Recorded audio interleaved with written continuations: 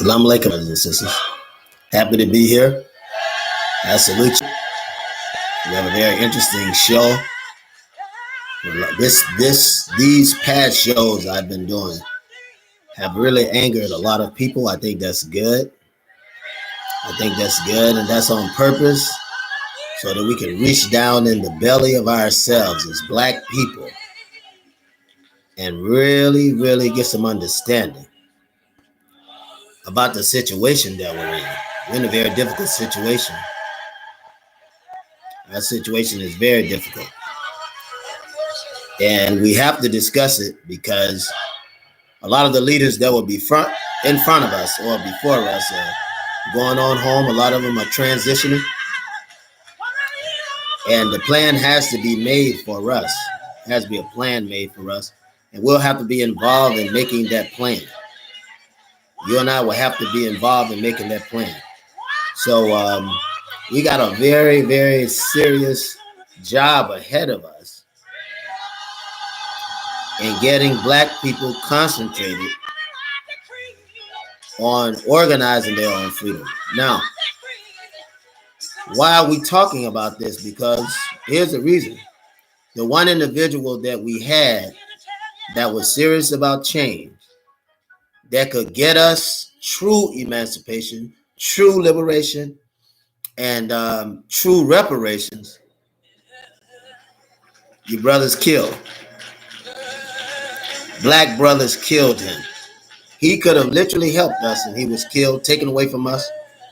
He was taken away from his family. And you know who I speak of. I speak of Minister Malcolm. And this is something that we have to look at. The group that he had with him that would be the instruments of those change, such as John Henry Clark, Maya Angelou, Ruby D, Ozzie Davis, the people that were on his panel that could have really made a difference with him in the helm of leadership to get us true reparations. When Malcolm was killed, we lost that advantage. Now, understand, with that kind of focus and with the guidance of the Most Honorable Elijah Muhammad, we would have a land of our own. We would have an army of our own. We would have a place for our people that we don't have now. And the most horrible thing is to be Negro and not have any land. There's no such thing as Negro. There's African, there's Chinese, which is Asian continent. There's Japan, which is Asian continent. There is the Afro-Asiatic continent of Africa. There's the Afro-Asiatic or Afro-Asiatic Eurasian continent of Europe. There's America, South and North. There's England, if you want to call it a continent, and Australia.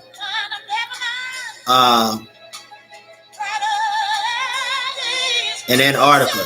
But there's no continent called Negro. There's no people called Negro. And we have to understand that. This is where we are today. We have to understand that we're in the worst position that any people have ever been in our nation. We're in the worst situation because we still don't have anything to call our own. With all the leaders that we've had to come before us, the two that could have done something for us, ignorant brothers, some of them before us today, killed them and took them out, took their lives. I want you to understand that the killing of the Most Honorable Elijah Muhammad and the killing of Minister Malcolm X meant destruction for blacks, destruction for us in the sense of gaining our own independence, true independence, because you don't have true independence today. We don't have it today. Used to have it, the advantage of getting independence, but we don't have it today. And again, the reason is because of the assassination. So, and I know that it makes a lot of individuals upset. It makes a whole lot of individuals upset. When I talk about this, brothers and sisters are angry.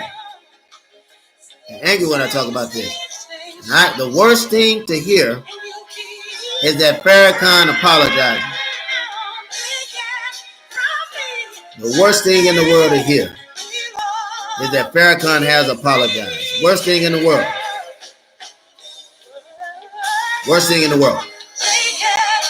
Farrakhan apologizing won't bring back Minister Malcolm X. It won't bring back the Honorable Elijah Muhammad. It won't fix or correct the lives of Minister Malcolm's family, his children, his wife, who deserved his protection, who deserved to have him here. Brothers and sisters, we have to learn to disagree without being violently disagreeable. We have to learn that. That's the one thing that we have to learn.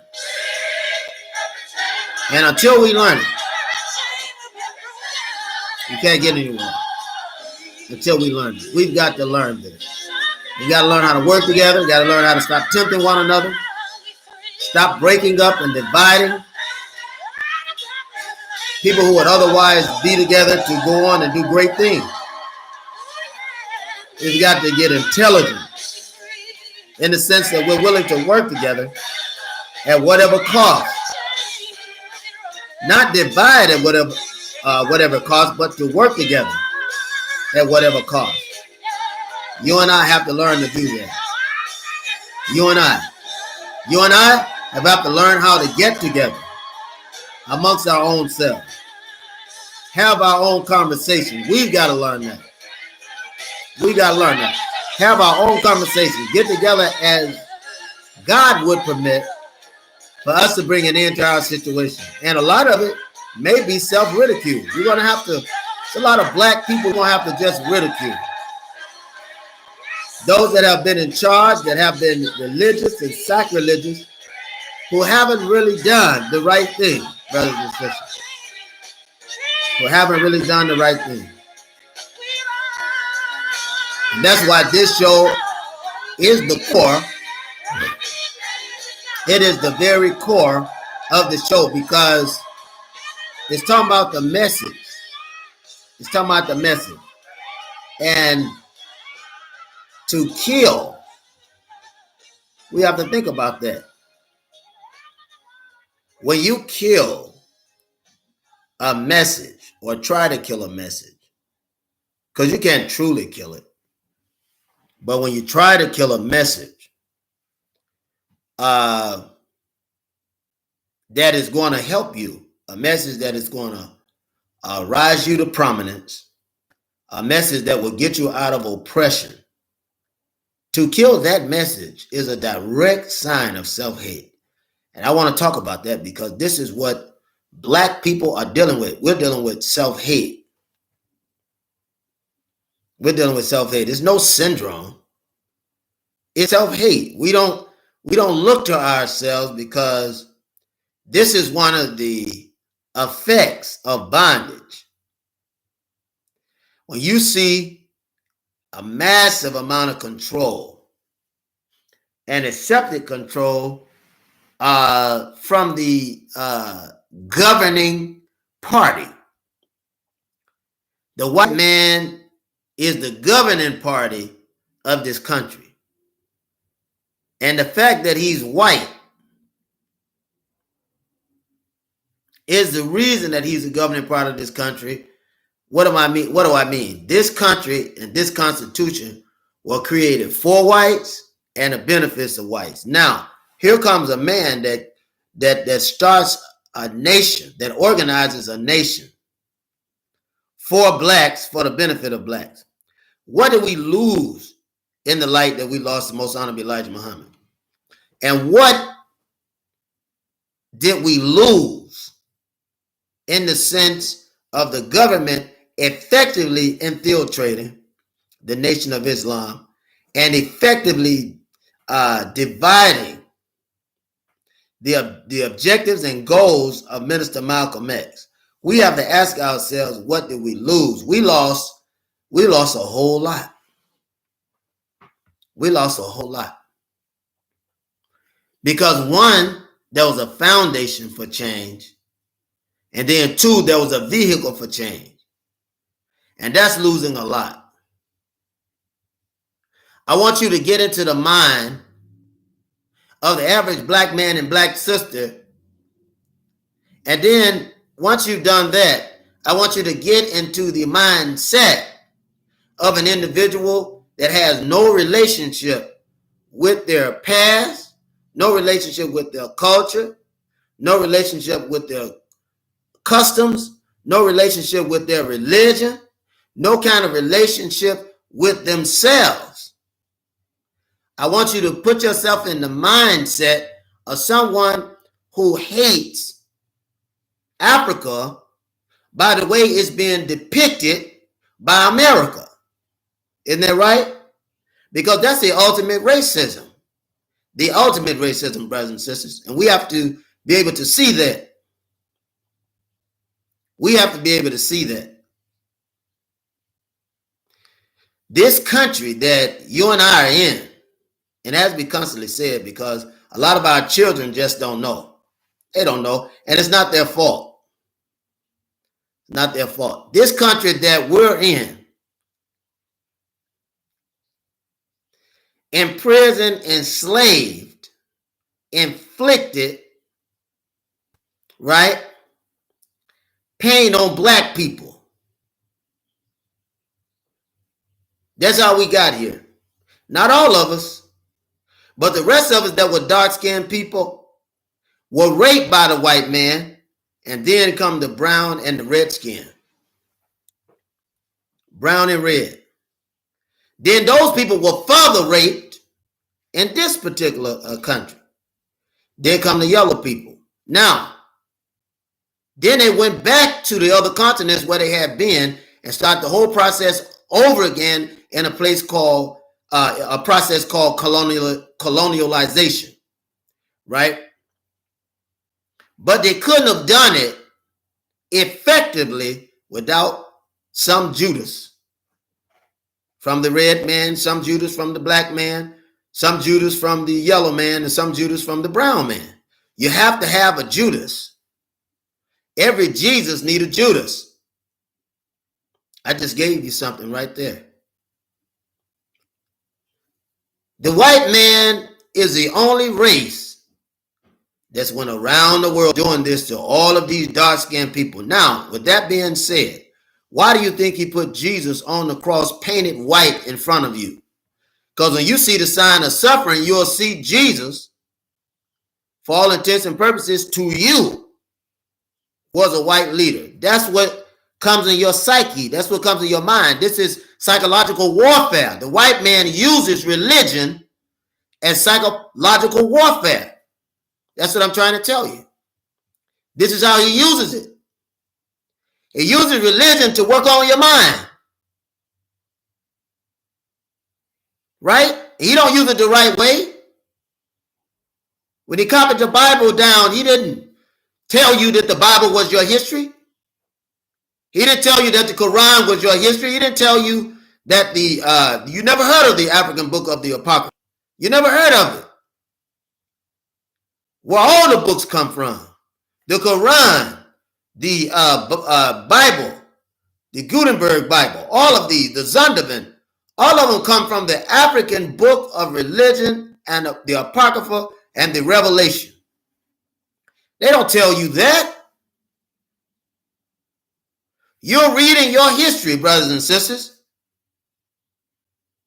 But because you have no knowledge of who you are, because you have no knowledge of your past, because you have no knowledge of your custom, your religion, your moways and foreways, your folkways, because you don't know who you are, you can't embrace your power because you don't know who you are. And the biggest mistake you can make is listening to the white man or one of his coons tell you who you are because they don't know who they are. You don't have freedom. You don't have justice. You don't have equality. You don't have it. And it just, it's amazing how so many people can walk around today as if they do have it. You don't have it. You don't have freedom. You don't have justice. You don't have equality. You don't have it. You don't have it, and you'll never get it. You'll never get it unless you're willing to live to get it. You got to live to get it, not die to get it. You got to live to get it. See, the time is gone. And it really was never here for those of us that know better. But the time is gone for the black man to die to get freedom. That's out. That's over. That's out. That's over. The tides have changed. The tides have changed. You see? And you got to get wise to what's going on. You have to get wise to what's going on. Because ignorant people, see, you got to decide who you want to be around. Got to decide what you're going to put in your cycle. You can't blame people your entire life for the mistakes that you're making. Because I've learned something. If I've learned nothing else, rebellious people rebel against themselves. You find someone who's always bucking against something that's going to help them. I don't care if it's a relationship or religion or a philosophy or whatever. There's nothing wrong with having your own mind, but make a decision that's going to benefit you. If the decision can't benefit you, the decision can't be the best decision you can make to help everybody around you that's supporting you. It's a bad decision. It's a bad decision. You need to make a decision that is going to be good for you, that's going to work for you. And if somebody doesn't have your best interests in mind, then you need to get away. You need to get away from them. They don't have your best interest in mind. What does that mean? The decision that you make in making a decision, if it's not going to be a good benefit for you, where you can bless others, because that's the way God wants you to be. A good decision for you, where it's not going to leave anybody behind, it's not going to break up anybody, is not a selfish decision, but a decision that's going to benefit all of those that's in your corner, then that's a good decision. Because here's the thing, no one should be left behind. But if that person can't interpret it, there's no sense in you expecting them to cheer for any kind of decision you are making that's going to advance you. There's no sense in you doing it because they can't see it, right? So people have to be equally yoked. What does that mean? You got to get with someone who has some understanding, someone who understands what you're saying, who can appreciate what you're saying and can also use it, right, to change or transform their lives from a negative condition to a positive condition. That's something that you got to do. That's something that you got to do. And learn a lot from history. Jesus is a part of your history. I hear black people around here talking about, well, there's no Jesus. I mean, it's the craziest thing. It is the craziest thing, right? For someone to deny, because that's what you're doing, your past, to deny your history, to deny who you are. That is amazing. When I see people do that, that is really amazing. That's something that I can't do. I can't do that. Not with the knowledge of knowing who I am. The only way that a person could do that is someone who don't know who they are. If they don't know who they are, they can do it. But someone who knows who they are, they will never say that Jesus isn't real. There's no way that they'd ever say it. And I'll tell you why, because Jesus is a part of black history. The only reason that you don't know it, see, is that here it is. It's crazy, right? The only reason that you don't know it is that the white man hadn't put it in front of you. Because black people are more conscious today than they've ever been. And was very conscious in the past. But all of you that's jumping on the bandwagon talking about revolution and all of that, you wouldn't know what a revolution was if it hit you in the face. Proof of which, the revolution has hit you in the face. There's been a revolution ever since the African has been brought here against his will. Ever since the Africans that were here, before the Africans that were brought here against their will, the Africans that were here were raped by these other conquistadors that came to this land to take it from them, along with the white man that had made it to produce slavery. And proof that the black man don't know who he is and who his people is. Proof of it is that they even took black people who were Buffalo soldiers and had them killing Indians. Come on, brothers and sisters. And you cheer the Buffalo soldier, not knowing that you're killing your own people. It's a shame. And we can't blame the white man for not educating ourselves. Can't do it. Can't blame him for that. We've got to get wiser. We got to get stronger. We got to get better as a people. And we have to be strong enough to ridicule those before us that have made mistakes, that have made bad decisions. That includes Farrakhan. Farrakhan is not without reproach. He's not without reproach. We have to ridicule Farrakhan. He made some mistakes. He still hasn't paid for it. You'll never bring the life of Malcolm back. They said, well, Farrakhan apologized. Yeah, Farrakhan may apologize, but he still treated Sister Betty like shit. He still didn't embrace her children, right? He bypassed them. They were treated badly. Then the man in the 90s still spoke and bragged about the killing of Minister Malcolm. No, sir. No, ma'am, I beg your pardon. This is not the kind of leader that we need in front of us. And besides, who is Farrakhan really working for? You ever ask yourself? Because he's not teaching the teachings of the Most Honorable Elijah Muhammad. He hadn't done that in a long time. As a matter of fact, he hadn't done that when he started the nation. Oh, yes, we're going to talk today. And the man admitted out of his own house, his own mouth, not only was Malcolm assassinated, but the Most Honorable Elijah Muhammad was assassinated too, killed by people that was around him. And Farrakhan would know it. He would know it. He would know it because he was one of them. He would know it. We have to tell the truth. We got to know that. We got to tell the truth. And the day has come that we tell it. We've got to have some revolutionary revelations. And the truth has to be told. The truth has to be told. We got to tell it. And that's the most difficult thing in the world, is to tell the truth. It's difficult. Because more people are in love with Farrakhan than they are with truth. More people are in love with Farrakhan. They won't research to find the truth. They won't research. They're too in love with Farrakhan to accept the truth. And he's with his family. The fact of the matter is that Malcolm was killed and he'll never see his family again. His daughters will never see their father again. Sister Betty is gone. God bless her soul. God rest her soul. But she'll never see her husband again. That's a fact. That's a fact. And it angers me. I'm always angry. I'm angry. I respect Farrakhan. I love him. He's a brother, and I do love him. But I'm angry that he had so much pride that he won't call black people together and apologize, call the family together, and before us, before the black people, you took Malcolm from his physical family, his spiritual family, his religious family, and you took him away from his cultural family. And he goes on like he's beyond reproach. Farrakhan does this. He goes on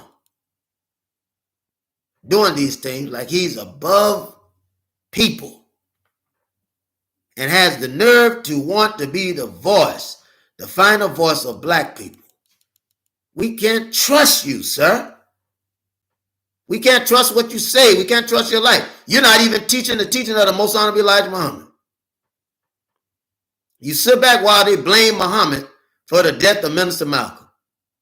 Carrying messages, you and Wallace, Captain Joseph, John Ali, James 2X Goodman. Oh, yes. James 2X Goodman, too. Bradley. killers of our leaders, killers of our people. And black people, when William Bradley and the others sabotaged, who was James 67X, and these people sabotaged Minister Malcolm, what happened? You let them do it. If you love Minister Malcolm the way that you said that you loved him, you would have protected him. You would have protected his wife. You would have protected his children. Here's the crazy thing, is that a black organization was destroyed. You got some around, but the bulk of the organization was destroyed. Why? All for that man, that white man who had a little bit of money, stuffed money in the pockets of our brothers, and they were willing to sell out. There's nothing new about Judas. Jesus knew Judas. There ain't a leader. There isn't. I should tell. Well, I ain't going to change it. There ain't a leader that's ever come under God that don't know about someone to betray them. Right? And when I say come under God, I mean the worldly leaders as well as the righteous leaders. God ordained the place that they're in. There's a gift from God, and God, the gift of God is without repentance. But to every Jesus, there's a Judas. To every Caesar, there's a Brutus. And you got to know that, brothers and sisters. You got to know that. That to every antagonist, there's a protagonist. Right? You got to know that. You have to know that. I know some of you have read Socrates and the Meno. Some of you have read that. Some of you have read Plato and the Antagonist. Some of you have read that. But if you haven't read that, you certainly read the story of Jesus and Judas. How Judas betrayed Jesus, right? Judas was a black man, another black man. The white man can't effectively do to us what he would like to unless he have one of us to help him. He's got to have one of us to help him do it. If you have one of us to help him do it, then he can do it.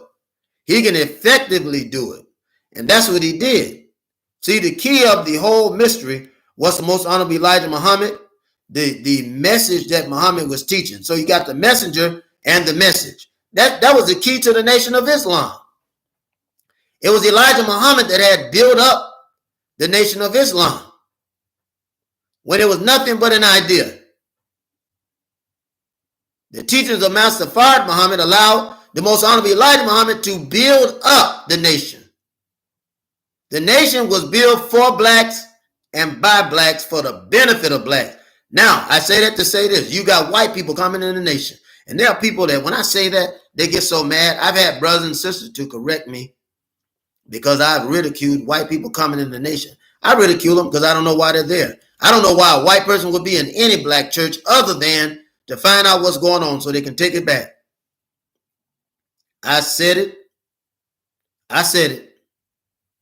Find out what you're doing so they can take it back. It's the only reason that they would be there. Message to the black man is for black people. Why do black people feel? Because I have to ask because I don't understand. Why do black people feel that they have to have the white man with him before he goes to fulfill the goals that are going to benefit him and his people? But there are some black people that's got to have the white man present. And I don't understand that. I don't understand that. You got to, everywhere you go, you got to have him present. Got to have his finger of approval before you can do something. And I've heard some of them say it. Man, I'm going to do it, but you know what I'm going to do, don't you? I got to go get a white man. I got to have somebody white in there. Yeah, I get somebody white in there, and I know everything will go good then. Then the white person will end up taking over what you created and doing what you were going to do anyway, put it in the hands of somebody else white which destroys your organization from what it would have originally been. And that's what Farrakhan is doing. He's bringing in, he's certainly doing integration in reverse. He's bringing in white people over black people.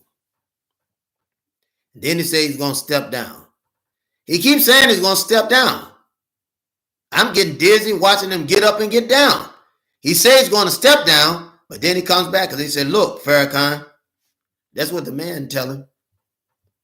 Yeah, that's what the man tell him. He said, look, Farrakhan, he said, I need you to get back over that boy.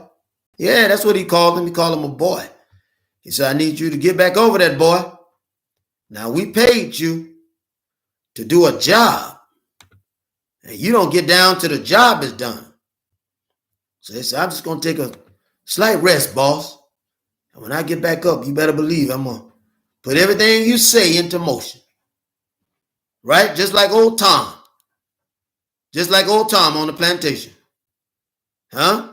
When a fight would break out and people are standing up or they get mad at what's happening on the plantation and they, all of them, see, they're standing together. See, that's something. When you're standing together, you have the same eye set, brothers and sisters. You have the same ear set. You have the same nose set. You have the same mouth set. You understand what I'm saying? Right? Same nose set. You can smell. And you looking? We don't like what's going on this plantation. Old Tom, he's caught up. You know, Tom like to be the peacemaker. And boss tell Tom, he say, excuse me, brothers and sisters, I know you understand. And he'll tell Tom, he'll say, Tom, I have trouble on this plantation. I don't know how I got here, but you need to get the head of it.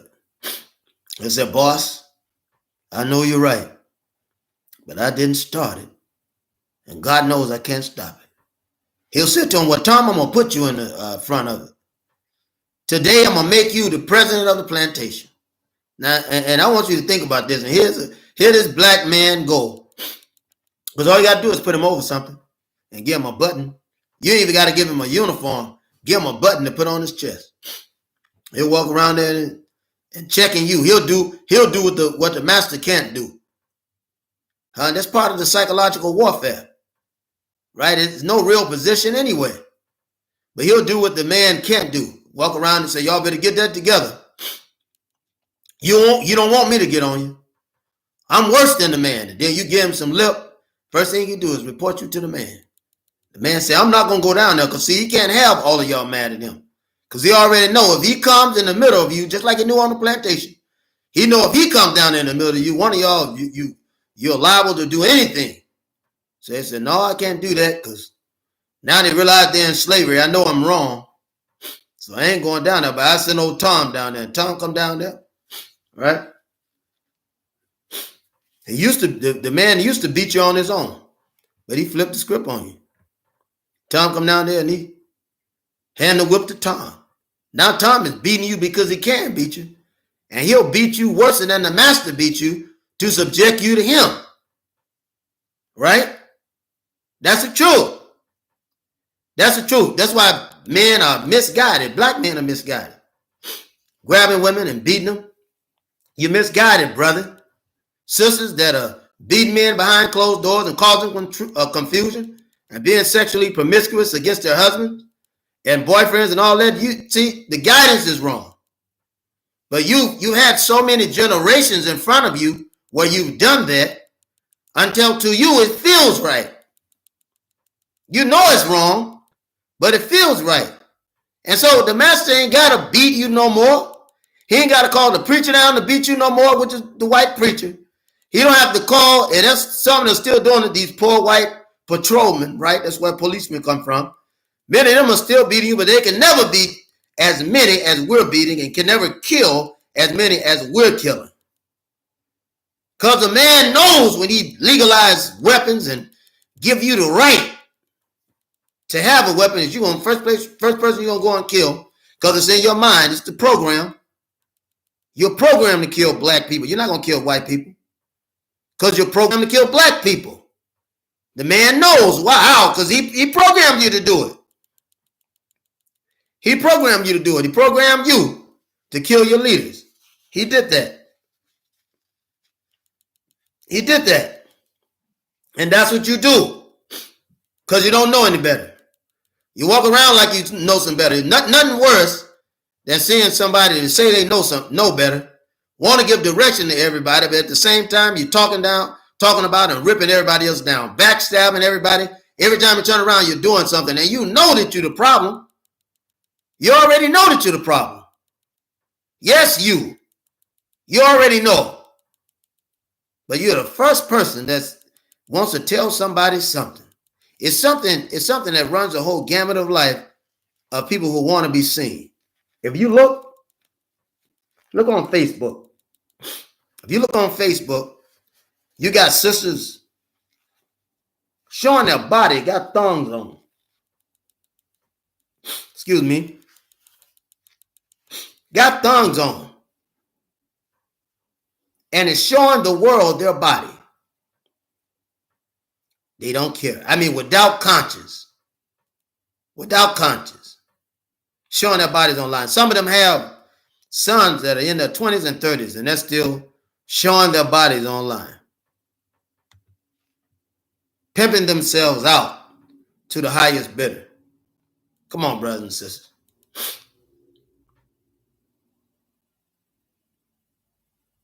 And we've got 70 to 80-year-old grandmothers. You know them, right? That are out there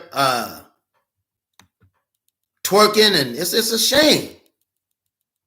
It's a shame. Showing their bodies, it's a shame. It really is. It's a shame. What happened to the modest black woman? What happened to the black woman that loved herself enough where she wouldn't make herself a spectacle before the world? What happened to that black woman? What happened to that black man that loved themselves enough to be an example, an ensample to their people? The white man seduced you with power that you already have. You don't need him to help magnify or glorify your power. You already got it. You don't need the white man for that. But he has seduced you. He's literally seduced you to do it. And it's a shame, brothers and sisters. It's such a shame that we will kill our leaders. Yes, the white man, but us. We have to think about us and how he's been successful. And we will literally kill our leaders. We'll literally destroy one another. Right? Destroy one another, then turn each other over to the white man. You got to make up your mind. That's what's wrong with a lot of sisters. Listen, you turn your sons, your boyfriend, your husbands over to the white man. You create a situation in your home. Come on, sisters. You create a situation in your home, create the discord in your home. Don't take responsibility. Brothers, you respond to it. Won't take responsibility. The children are acting up because the parents are acting up, or there's only one parent in the home. And then you're talking about still talking about the black man. Still talking about the black man, still talking about the black woman. Without taking responsibility of their own and saying we still have a job to do. Only an ignorant man or ignorant woman would tear up their home. And when I say that, I don't say it in ridicule. I say it with a heavy heart. Because wise people don't do that. Wise people don't do that. They learn to work together. They learn to work with one another. They don't try each other's patience. A lot of times when people have not come from good homes, they can't be good parents. And you need that other person to help you. You don't have to be in the same household to do that. You can do that in separate households, but you need to work together on the same goal. What's the goal? The goal is to raise up those that are going to be beneficial to their society.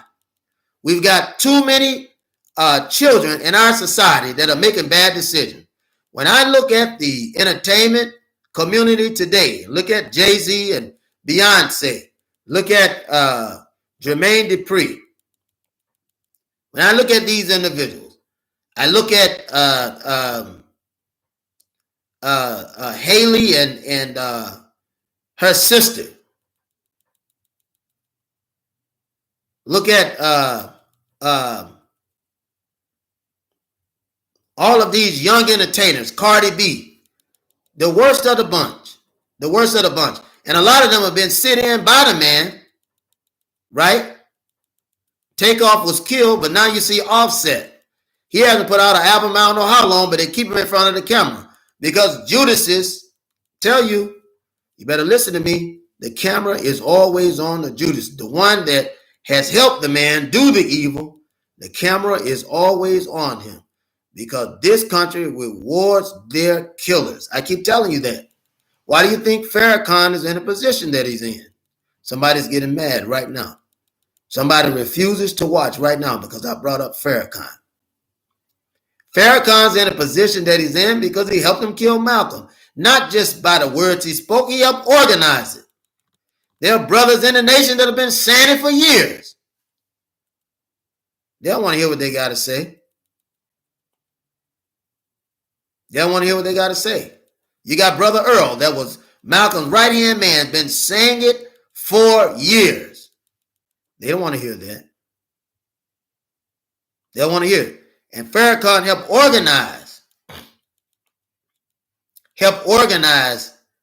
the formula of turning that guilt in on the Most Honorable Elijah Muhammad.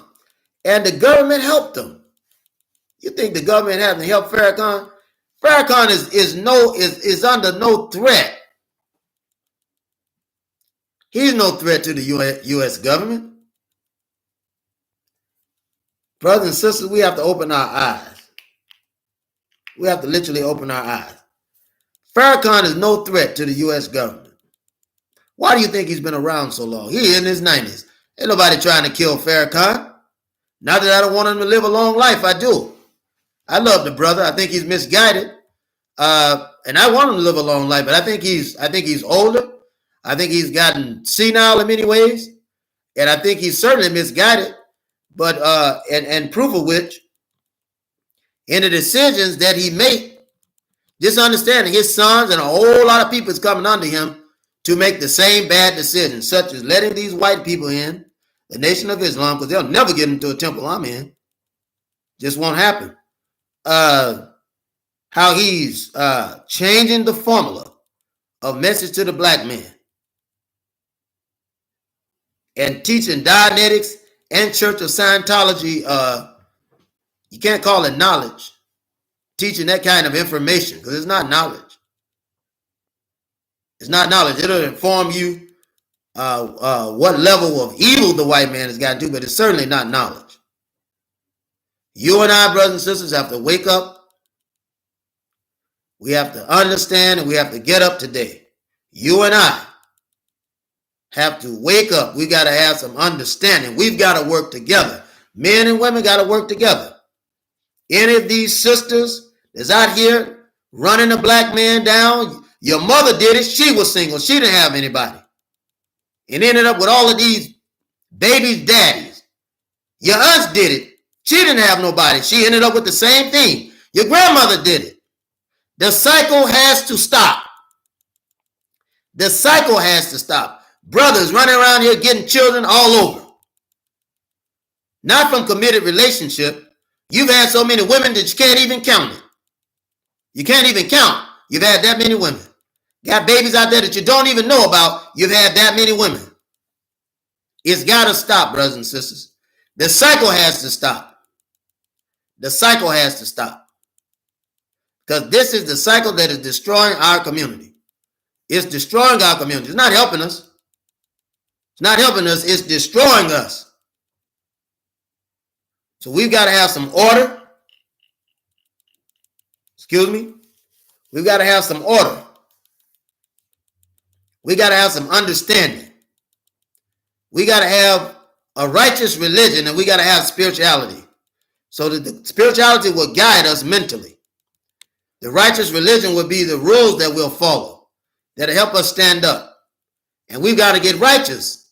I love you, brothers and sisters, as God in heaven knows it. Allah knows it. I love you with all of my heart. If I didn't, I wouldn't be on the show like this. Other than getting a benefit to be able to come back in front of you, and Black Nationalist Network has certainly pushed me to do such, so that they'll be able to organize and we'll be able to get into a better position to put these things out. But I love you enough to do it. We've got to do it. We've got to stand up. We've got to stand up. Stand out in this day, our present day. We have to stand up and stand out. And we have to be the example. We got to go back to right the wrongs. That's why this stuff has to be talked about. The Most Honorable Elijah Muhammad was taken from his family, taken from Sister Clara, taken from his children, the ones that did him harm, as well as the one that stood behind him. We know that Wallace was not somebody who stood behind his own father. He worked against his father every chance he got. I don't understand why. I don't understand it. And I guess it's something that we'll understand by and by. Isn't that right? And the old people said, by and by when the morning come, all the saints from God will be gathering home. We'll tell the story, how we've overcome. We'll understand it better by and by. So I think we'll understand it better by and by. When that time comes, we'll be able to understand it better by and by. But nonetheless, brothers and sisters, we've got to get serious. We've got to get serious. Got to get serious about what we're going to do in this day and time. And I mean 2024 and 2025 has to be the time for the Black Muslim. Not just the Black man, but it has to be a chance for the Black Muslim, because when they look at us, then they get direction. Brothers in the community, when they see a Muslim come through, they already know it. Because they see us get our sisters doors. They see us get our children doors. They see us serve our families, see us serve the person that we're with. Isn't that right? And it makes the brothers stand up. You want to be taller, but we got to have temples, more temples in the community. We got to build that up. We got to have our own stores rebuilt back in the community. We got to have our own education systems, right? Muhammad University can happen inside the home education system. We got to rebuild them, because the public schools have failed our children. Brothers and sisters, you know the public schools have failed our children. You already know it. You know that now the colleges, HBCUs, especially the ones that are leaning on the white dollar, are confusing our children. They're failing our children. We've got to get wise, right? We've got to get wise. We got to get steadfast, unmovable, and always abounding in the work of God, right? Which is found inside of the communities that we live in, is found in this world, right? It's found in it. And we got to ask him to put the same power in us, right, that he put in the prophets, that he put in the greatest of the prophets. Isn't that right? Jesus said, what did he say? He said, ye have done these things, he said, and you should do greater things than I've done. Isn't that right? So we got to be wise. You and I have to be so wise today, brothers and sisters. We got to be so united and so close until one can't fall for the other one holding him up. Right? One can't fall because the other is holding him up. We got to get that strong. And we can do that today. We don't have to be out. We can do that today. We can get strong. We can love one another. We can love our children. Right? We can love the parents. Right? We can love one another. Isn't that right? We can still do right. We can still have a conscience. Right? We can still have a conscience, still have a heart for the people, still do justice, still love mercy, still walk humbly before our God. Isn't that true? For God says, how can you say you love me whom you've never seen and hate the brother whom you see daily? The Most Honorable Elijah Muhammad gave the spirit of love to many. It's him that changed the life, his message, his organization, that changed the lives of the Black man, lives of Black people. He did that. I'm just telling you to bring it back. The do for self mentality. Right? We got to have a do for self mentality. We got to do for self. We got to stand righteously. We have to do it. We don't have an alternative. Our children are dying by the second. We don't have an alternative. We have to create a place and safe haven for them to be able to learn, to be able to appreciate who they are, to be able to appreciate their past, right, and their present, so they'll know where they're going in their future. We got to do that. God is calling you and I to do that. Can't nobody do it but us. Our generation was picked out by God to do that. And He give us the word, brothers and sisters. God give us the word, right? Normally I read it, and I want to read something today. I'm going to come message to the black man, but I can't come there without going through the Quran and the Bible. So I want to read this to you, because the best example of a family was Mary and Jesus, right? And so I want to read from the book of Mary in the 19th surah. We're still dealing with the 19th surah.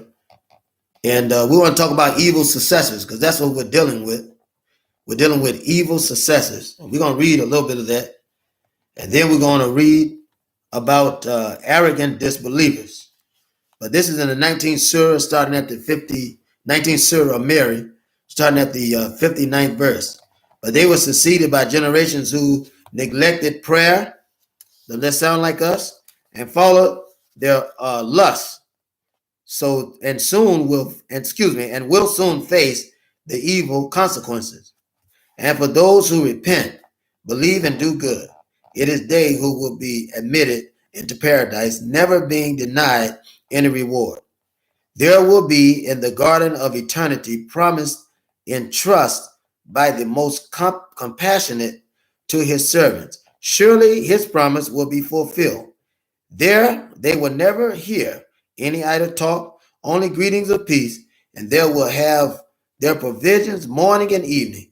That is paradise, which we will grant to whoever is devout among our servants.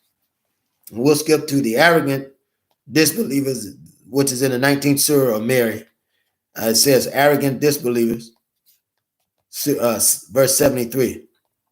When our clear revelations are recited to them, their disbelievers ask the believers mockingly, which of the two of us is better in status and superior in assembly? Imagine, O prophet, how many people we have destroyed before them, who were far better in luxury and splendor. Say, O prophet, whoever is entrenched in misguidance, the most compassionate will allow them plenty of time, until behold, they face what they are threatened with, either the torment or the hour. Only then will they realize who is worse in position and inferior in power. So, brothers and sisters, there's a reward for the devout, which is found in the 19th surah of Mary or Miriam, the 76th verse. And God increases in guidance those who are rightly guided, and the everlasting good deeds are far better with your Lord in reward and in outcome. So, brothers and sisters, by being obedient, we have something to look forward to. By being obedient. Because we're in the last days, right? Are we in the last days? Right? The last day of this oppressor leading us. Behold, all old things are passed away. I made everything new. Don't you see the old thing passing away? Don't you see things being made new? Don't you understand that the holy inscriptions are right? The holy scriptures are right, right? The holy scriptures are right. But your eyes are closed so much that you can't see it. And we'll help bring in that new world by teaching our children and their children, our children's children and their children's children. Matthew 28 and 19. I want to read that, brothers and sisters, before we go, because after that we are going to leave. Not going to hold you very long. I won't be long, but I must be strong. Isn't that right, brothers and sisters? Matthew the 28th chapter and at the 19th verse. It's a very, very, very powerful reading. Right? And this is the charge that was given to us from God, from God's prophet, even Yahshua Aliyah Asa, the one they called Jesus. Right? Here's a charge that was given. Then, and this is again Matthew the 28th chapter, the 16th through the 20th verse. And it reads on this wise. Then the 11 disciples went away into Galilee, into a mountain where Jesus had appointed them. And when they saw him, this is after Jesus had been crucified. You have the power, and I have the power to come back from the dead. We have that power, brother and sister. We have that power if we lean and depend on God. As the ultimate power, we can do it. This is a resurrection now, the most honorable Elijah Muhammad, in the sense that we're teaching what his true message is. Then the same spirit of revolution and revelation that dwelt in him can dwell in all of us. Every last one of us, because you, me, all of us are the Messiah. All of us have the ability to be raised to do the will of God. Only our race. See, it's the white man that'll give you a single leader and try to put everything under one leader. But the most honorable Elijah Muhammad was wise because he knew that many of us had gifts. Right? Jesus said, what? What I do, ye shall do greater things. Isn't that right? Isn't that right? So we got to be wise. But listen to this. Matthew, the 28th chapter, starting at the 16th verse. And it reads, Then the 11 disciples went away into Galilee, into a mountain where Jesus had appointed them. And when they saw him, they worshipped him, but some doubted. Jesus came and spake unto them, saying, All power is given unto me in heaven and in earth. Go ye therefore and teach all nations, baptizing them, right, in the name of the Father and of the Son and of the Holy Ghost, but teaching them to observe all things whatsoever I have commanded you, and lo, I am with you always, even until the end of the world. We're not going to get on, one thing we're definitely not going to do, we're not going to get on different prospects of salvation and baptism and all of that. We're not going to do that. What I want you to know is this. Here's the key thing. If we get on all of that, we'll be here all night. But we'll put our religion on the shelf in that sense. But we look at a universal understanding of religion and spirituality. And if we look to God, that's what we have to do. You and I have to look to God. Stop looking to one another. Stop expecting one another to have some understanding. They're not going to do it. They're not going to do it. God is more powerful than just one religion. He speaks to more than just one religion. We have to understand that. That's the thing I want you to understand. The goal and the mission is what's important. And all I'm telling you is we can help one another. If y'all come on over to the Muslim movement, you can certainly help us because we'll get out and do the work. More than any other organization there is, we'll get out and do the work of telling brothers and sisters that there's a better way. And that's what salvation is. It's telling brothers and sisters there is a better way we can do this. And we want you to come with us.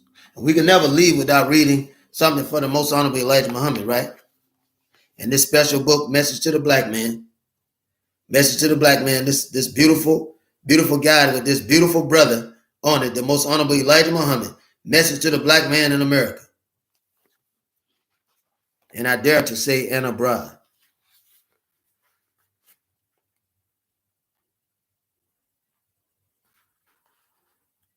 Listen to this, brothers and sisters. The coming of God, the gathering together of his people. This is page 15 of Allah is Good.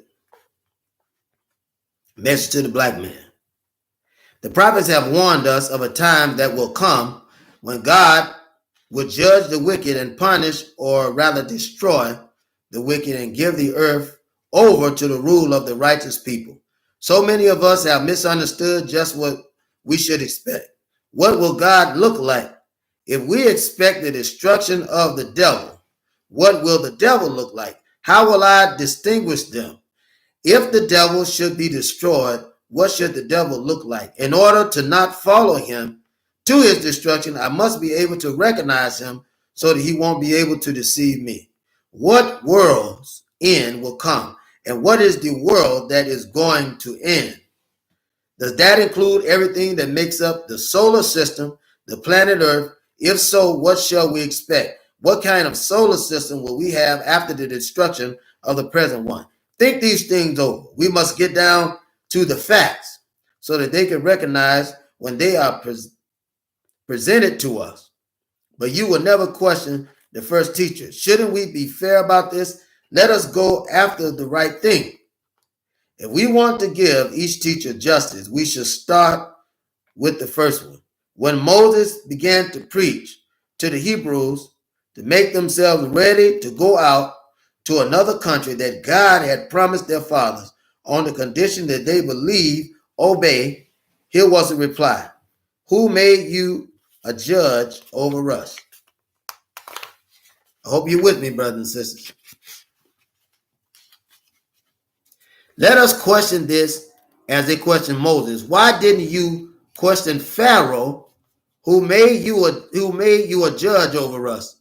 Question me with facts. If they did not question Pharaoh, why should they question Moses, since Pharaoh didn't say that God sent him?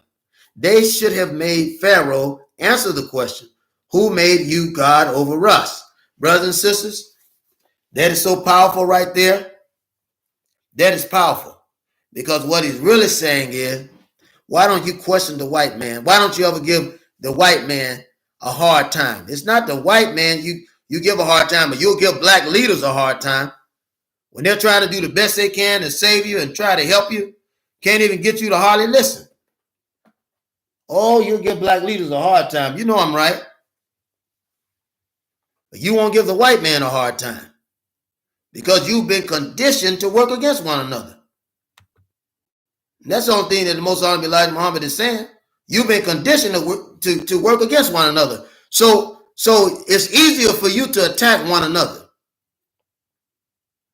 It's easier for you to attack something that looks like you because it doesn't bear any consequences, rather than you to blame the one that's really the reason that you're in the situation that you're in.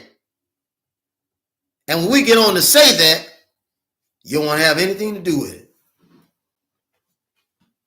But the white man who don't care anything about you won't give you anything because he don't care anything about you. You don't question him. He told some people to take. I won't even get into that. I want to make sure the show lasts. Brothers and sisters, we got to learn to be humble with one another.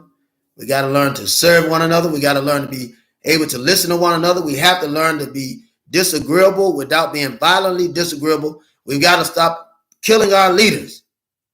We got to stop killing them physically, emotionally, socially, psychologically, and otherwise. We've got to stop killing them. And we have to be pro-life.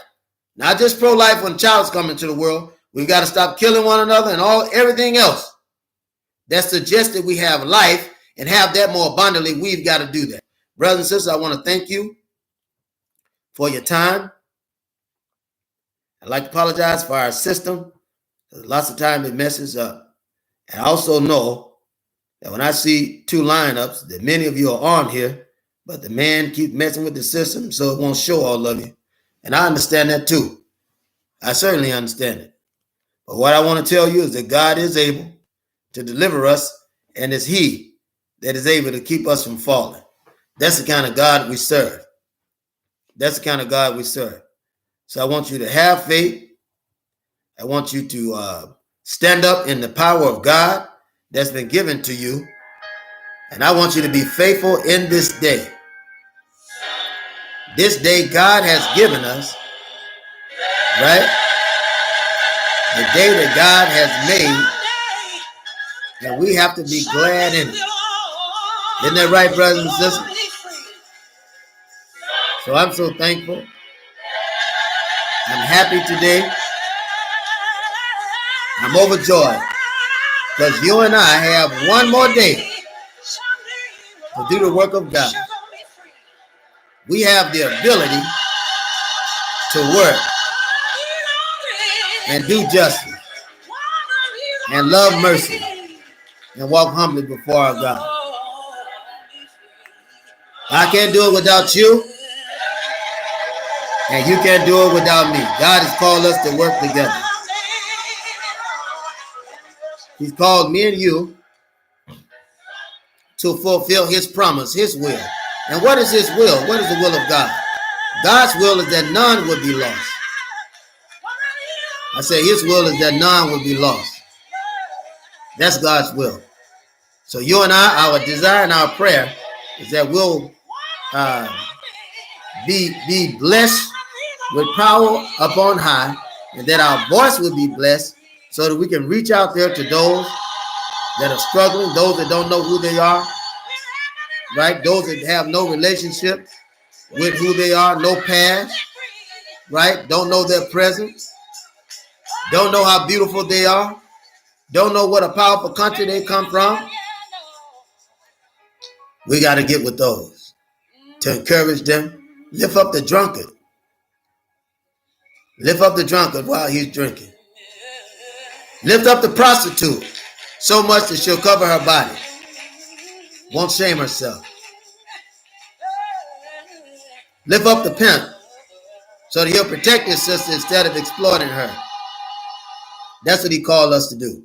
And these are the teachings. This is the message of the most honorable Elijah Muhammad. Don't ridicule your brothers. If you see them down, help them. That's the most honorable Elijah Muhammad's message. And it's a message that I give to you, brothers and sisters. I tell you that I love you. And if I hadn't said it in the beginning, I say it to you now. Assalamu alaikum.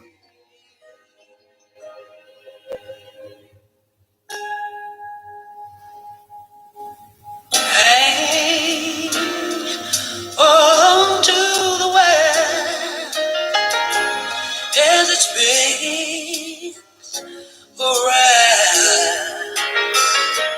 Just don't let the spin get you down. Things are moving good.